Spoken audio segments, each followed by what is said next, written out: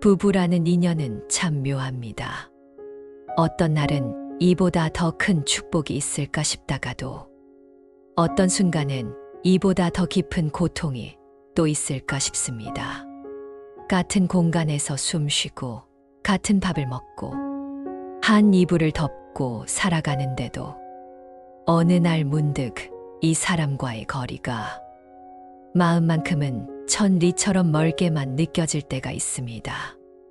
말이 통하지 않고 마음도 엇갈리고 어디서부터 잘못된 건지조차 알 수 없는 답답함 속에서 우리는 이런 질문을 스스로에게 던지게 됩니다.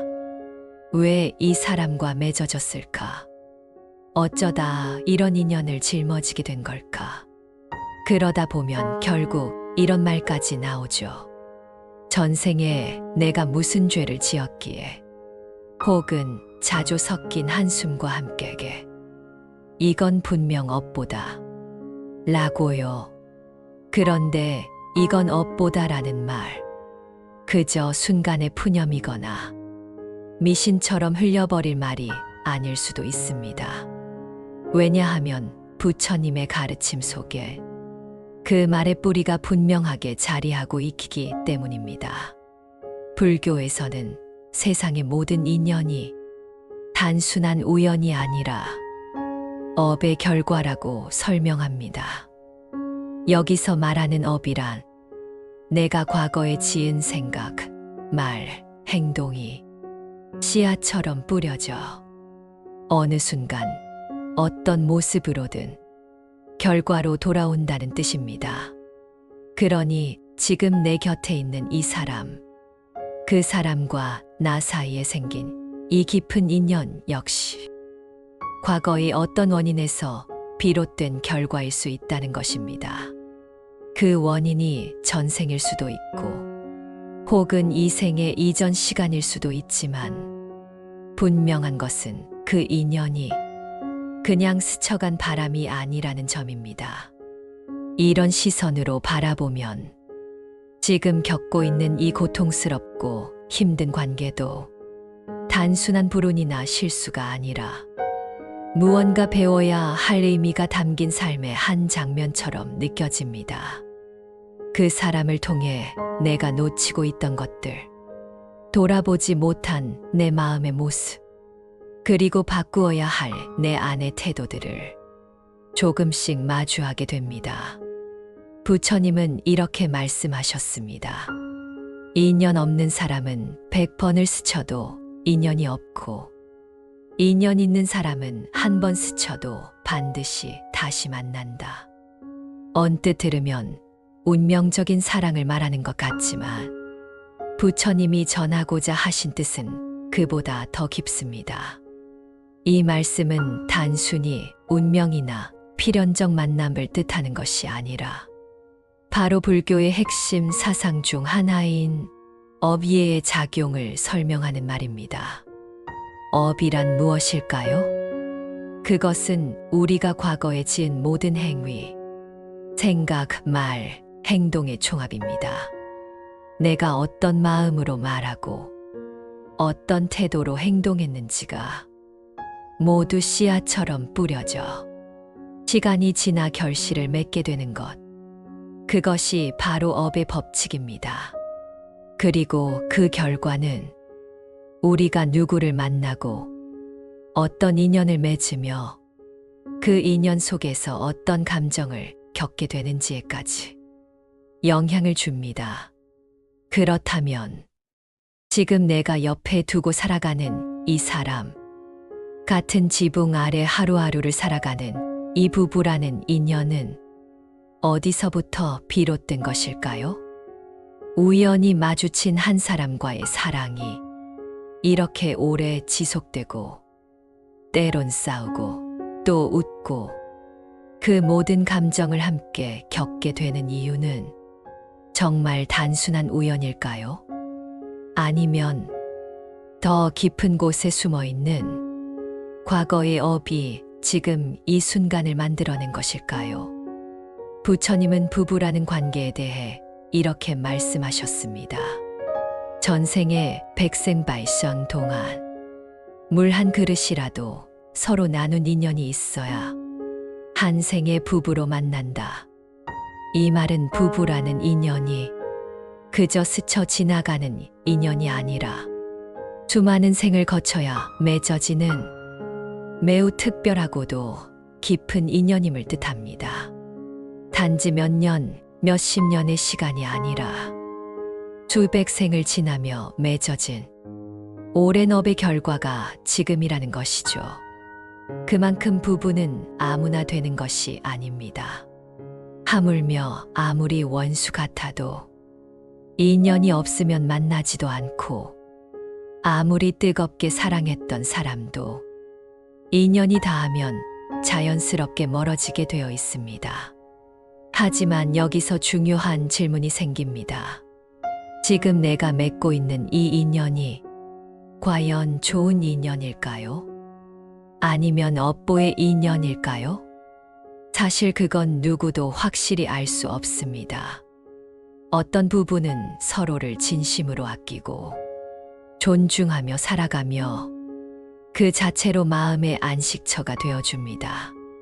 하지만 어떤 부부는 처음 만났을 때부터 마치 서로의 상처를 건드리는 사람처럼 끝없이 다투고 서로를 괴롭게 하며 살아갑니다. 같은 부부라는 이름 아래 있지만 삶의 질은 정반대가 되는 경우도 많죠. 왜 이런 차이가 생기는 걸까요? 그 이유는 단 하나. 그 인연이 어떤 업에서 비롯된 것이냐에 따라 그 깊이와 방향이 달라지기 때문입니다. 부처님은 이렇게 말씀하셨습니다. 남편이 아내를 괴롭히는 것도, 아내가 남편에게 원망을 쌓는 것도 모두 업의 반영일 뿐이다. 우리가 지금 살아가면서 겪고 있는 부부 사이의 갈등과 다툼, 오해와 불화는 단순히 지금 이 순간의 문제만이 아닐 수 있습니다. 이전 삶에서 혹은 오래된 시간 속에서 우리가 알지 못한 채 지은 말과 행동, 마음의 흔적들이 지금의 관계 속에 어떤 모습으로든 되살아난 것일 수 있다는 이야기입니다. 즉, 지금 이 사람과 부부가 되어 함께 살고 있는 이 현실은 우연이 아니라 과거의 인연, 즉 업의 결과일 수 있다는 것이죠. 그러니 이 고통스러운 사랑도 그저 나에게 주어진 형벌이나 운명이 아니라 내가 이전에 만들어 놓은 인연의 결과라고 볼 수 있습니다. 하지만 여기서 부처님께서는 아주 중요한 말씀을 덧붙이십니다. 업은 고정된 것이 아니다. 지금 이 순간의 행동이 그 업을 바꿀 수 있다. 이 말은 희망의 문을 여는 말입니다. 지금 내가 겪고 있는 이 관계가 괴롭고 힘들고 버겁다 하더라도 그 안에 내가 바꿀 수 있는 여지가 있다는 뜻입니다. 즉, 과거의 업이 지금의 인연을 만들었다면 지금의 선택은 미래의 인연을 새롭게 만들어갈 수 있다는 말입니다. 결국 지금 이 관계 속에서 우리가 어떤 마음을 품고 어떤 태도로 살아가느냐에 따라 고통이 머무를 수도 있고 반대로 그 고통이 지혜로 승화될 수도 있는 것입니다. 부처님은 이 점을 매우 중요하게 말씀하셨습니다. 그리고 여기서 한 가지 더 깊이 들여다보아야 할 것은 부부는 서로의 거울이라는 사실입니다. 상대방의 모습이 나를 불편하게 할 때 그 이유는 종종 내 안의 결핍과 마주하게 되기 때문입니다. 상대의 말투에 예민하게 반응하고 상대의 행동에 분노가 치밀어 오를 때 그 감정의 뿌리는 사실 나 자신의 기대 혹은 내 안에 충족되지 않은 욕망에 있을 수 있습니다. 그래서 부처님은 이렇게 가르치십니다. 진정한 수행자는 상대를 바꾸려 하지 않고 자신을 돌아본다. 부부 관계 역시 수행의 장입니다. 그 안에서 우리는 내 안의 욕심, 집착, 자격지심, 인정욕구, 이런 것들과 마주하게 됩니다.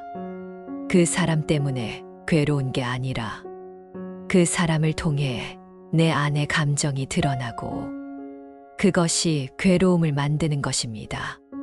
그러니 부부 관계 속에서 생기는 감정 하나하나가 사실은 나를 성장시키기 위한 소중한 수행의 기회일지도 모릅니다. 부처님은 이렇게 말씀하십니다. 진정한 수행자는 그 어떤 관계 속에서도 스스로를 돌아본다. 이 말은 관계에서 갈등이 생겼을 때 상대방을 탓하기 전에 먼저 나 자신을 비추어 보라는 가르침입니다. 남편이 무심하다고 느껴질 때 그 무심함은 정말 그 사람의 성격 탓일까요? 혹시 내가 너무 많은 것을 기대하고 있었던 것은 아닐까요?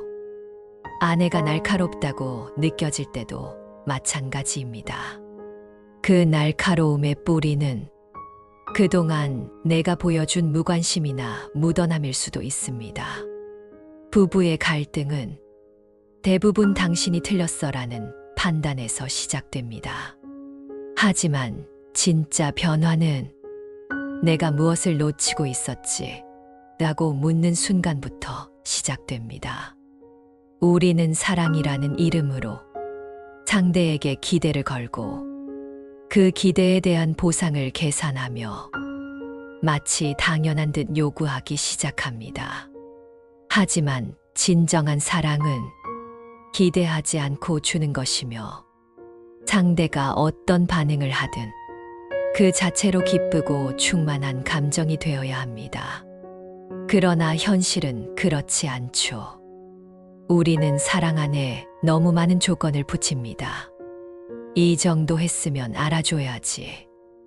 나만 노력하고 있는 것 같아. 이런 마음이 반복되다 보면 사랑은 점점 피로로 바뀌고 서로를 향한 실망과 서운함이 마음속에 차곡차곡 쌓이게 됩니다.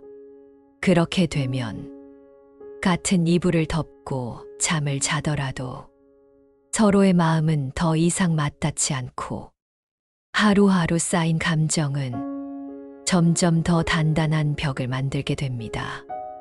말을 해도 소용없을 것 같고 표현하면 오히려 상처만 커질 것 같아 점점 더 입을 닫게 되고 결국은 서로를 향한 마음의 문도 닫혀버리죠. 이런 부부의 모습은 우리 주변에서도 흔히 볼 수 있는 일입니다. 그리고 그 모습이 내 이야기 같아 더 아프고 더 슬프게 느껴집니다. 하지만 이 관계의 괴로움에서 벗어날 수 있는 길은 분명히 존재합니다. 부처님은 우리에게 그 길을 5가지 방법으로 제시하셨습니다. 지금부터 그 5가지 관계의 괴로움을 줄이고 진심으로 통하는 부부가 되기 위한 부처님의 지혜를 함께 나누어 보겠습니다. 첫째, 말에 집착하지 말라. 부부 사이의 다툼은 대부분 말에서 시작됩니다. 내가 의도한 말과 상대가 받아들인 말은 항상 일치하지 않기 때문입니다.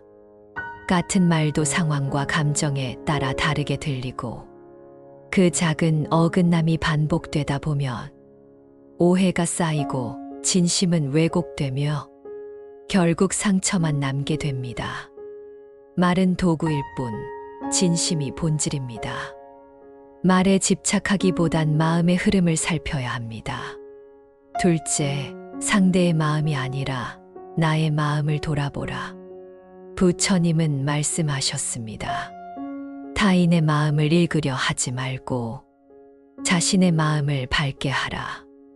상대가 왜 저럴까를 고민하기보다 내가 지금 어떤 마음으로 바라보고 있는지를 돌아보는 것이 먼저입니다. 내가 먼저 따뜻해지면 그 온기가 관계를 덮고 작은 변화가 시작됩니다.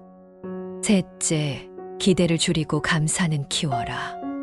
함께 살아가다 보면 상대방이 해주는 일들이 점점 익숙해지고 당연해지기 쉽습니다. 하지만 그 당연함은 사랑의 마름을 불러오는 시작입니다. 오늘도 곁에 있어주는 것, 조용히 챙겨주는 손길, 그 사소한 것들 속에서 감사를 다시 배우는 연습이 필요합니다. 넷째, 인연의 깊이를 자주 떠올려라. 지금 내 옆에 있는 이 사람이 단지 현재의 우연으로 맺어진 게 아닙니다. 부처님은 말씀하십니다. 전생에 백생 동안 물 한 그릇이라도 나눈 인연이 있어야 한 생의 부부로 만난다. 이 말은 지금의 인연이 그만큼 깊고도 묘한 업의 결과라는 뜻입니다. 다섯째, 헤어짐도 하나의 인연이라 여겨라. 모든 관계가 끝까지 함께할 수는 없습니다. 어떤 인연은 오래 함께할수록 서로를 병들게 하기도 하죠. 이럴 때 부처님은 말씀하십니다. 모든 인연에는 시작과 끝이 있다. 집착을 놓는 순간 괴로움도 놓인다. 떠남 역시 하나의 수행이자 서로를 살리는 길이 될 수 있습니다. 부처님은 이렇게 말씀하셨습니다. 모든 인연에는 시작이 있고 끝이 있다. 집착을 놓는 순간 괴로움도 놓인다. 이 말은 우리에게 깊은 울림을 줍니다. 사람과 사람 사이의 인연은 영원할 것처럼 시작되지만 그 어떤 관계도 끝이 있을 수 있음을 인정해야 한다는 뜻입니다. 그리고 그 끝을 받아들이는 용기가 우리 마음의 고통을 덜어주는 지혜가 됩니다. 그렇다면 우리는 이 고통스러운 사랑 속에서 어떤 자세로, 어떤 마음으로 이 인연을 바라보아야 할까요? 부처님은 우리에게 이렇게 가르치십니다. 첫째, 지금의 괴로움을 수행의 기회로 여겨보세요. 괴로움은 피해야 할 대상이 아니라 나 자신을 돌아보게 만드는 아주 강력한 거울입니다. 상대에게 느끼는 분노, 서운함, 외로움은 결국 내 마음속의 집착과 욕망을 들춰냅니다. 그 감정들을 억누르거나 외면하지 말고 조용히 들여다보면 그 안에서 내가 무엇을 바꾸어야 하는지, 무엇을 내려놓아야 하는지를 깨닫게 됩니다. 이런 깨달음의 순간이 바로 수행이고 성장입니다. 둘째, 그 사람을 변화시키려 하지 마세요. 우리는 흔히 말합니다. 저 사람이 좀만 달라졌으면 좋겠어. 왜 나만 바꿔야 하지? 하지만 부처님은 말씀하십니다. 세상을 바꾸려 하지 말고 스스로를 바꾸라.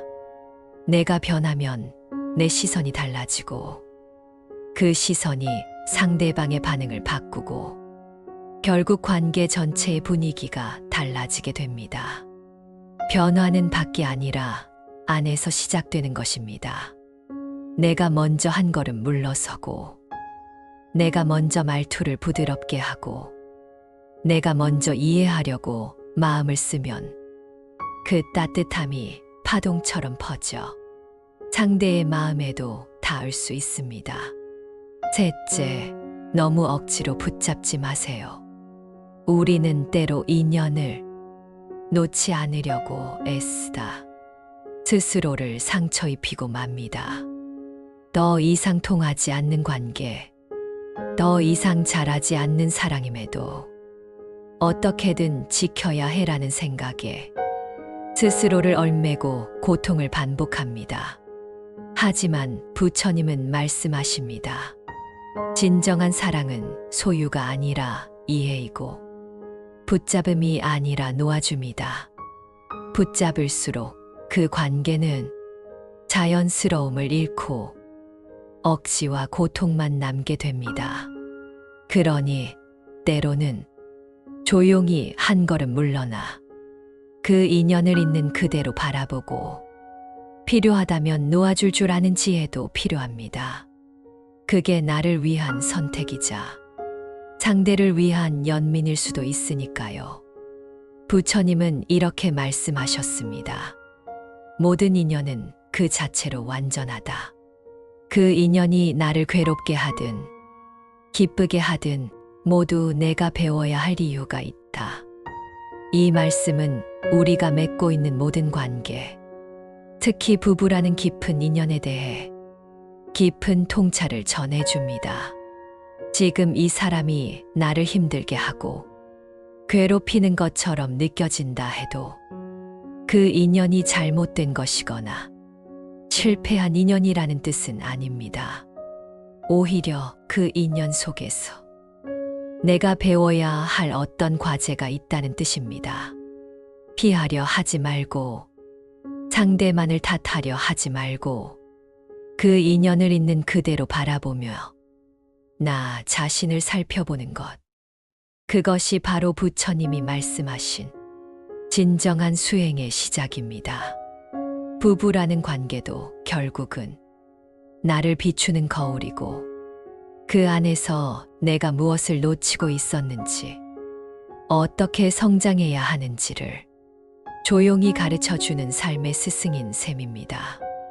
이 영상을 보고 계신 여러분, 혹시 지금 부부 관계로 인해 마음이 무겁고 혼자만 애쓰고 있는 것처럼 느껴지시나요? 그 마음을 억지로 외면하거나 덮으려 하지 마세요. 그 속엔 단순한 감정을 넘어 삶을 꿰뚫는 깊은 통찰이 숨어 있을지도 모릅니다. 지금 곁에 있는 그 사람, 당신을 괴롭히기 위해 온 존재가 아닐 수 있습니다. 어쩌면 그 사람은 당신이 더 깊이 자신을 이해하고 더 단단하게 성장하기 위해 당신 삶에 찾아온 인연일지도 모릅니다. 부처님은 이렇게 말씀하셨습니다. 모든 인연은 그대가 지은 것이다. 그러니 그 인연에서 도망치지 말고 그 안에서 깨어나라. 이 말씀처럼 지금의 괴로움에도 분명 이유가 있으며 그 안에는 배움과 수행의 길이 숨겨져 있습니다. 이 영상이 그 길 위에 선 여러분께 작은 등불이 되었기를 진심으로 바랍니다. 오늘도 인생 맛집과 함께 해주셔서 감사합니다.